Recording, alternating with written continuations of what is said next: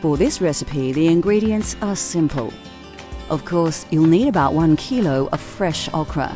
Alternatively, you can often buy frozen okra from many Asian supermarkets. Onion and garlic are staples of Sudanese cooking, and they are also used in this delicious and very satisfying dish. The dish calls for just 2 spices, cumin powder and black pepper.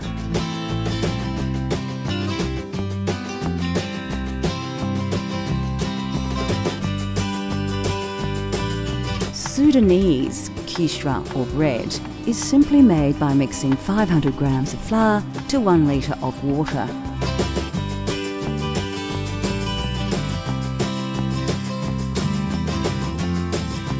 Ghee or clarified butter is also added at the end of the cooking process, as can jibna, which is a soft white cheese that originates from the Middle East.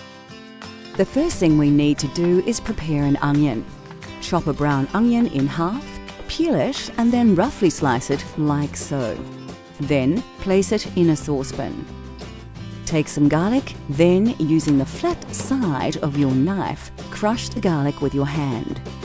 You can now easily peel away the old skin to reveal the fresh bulbs.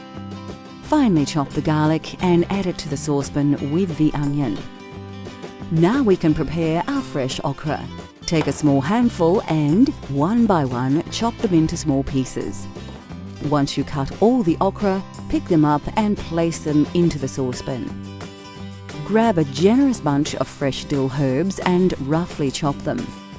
Place these also into the saucepan. Okay, we just added all the fresh ingredients. I'm going to add some spices to the okra. Okay, I've got some black pepper. Obviously, black pepper gives a bit of flavor, a bit of heat as well. And got some cumin, and cumin, of course, full of aroma. Add some more flavor with some cinnamon and season with salt. Finally, pour about half a litre of stock over the ingredients. We're using the stock from the meat dish we cooked earlier. To cook the okra, place the saucepan on a high heat and bring to a boil. Whilst that's simmering, we can start cooking the Sudanese bread, which is known as kishra.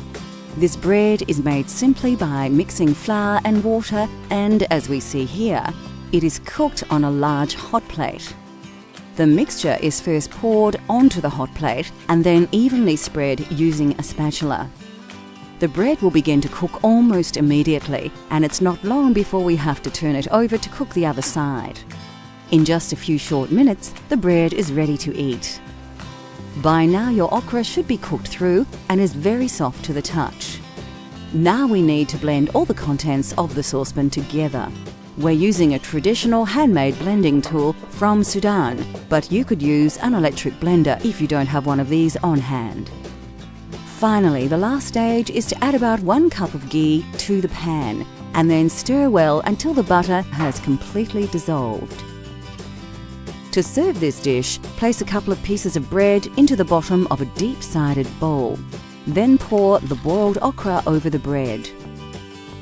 Bamya Mafruka is best topped with chopped dill and served as an accompaniment or as part of a Sudanese banquet. Even eaten on its own, this hearty vegetable stew is another very satisfying example of African cuisine at its best.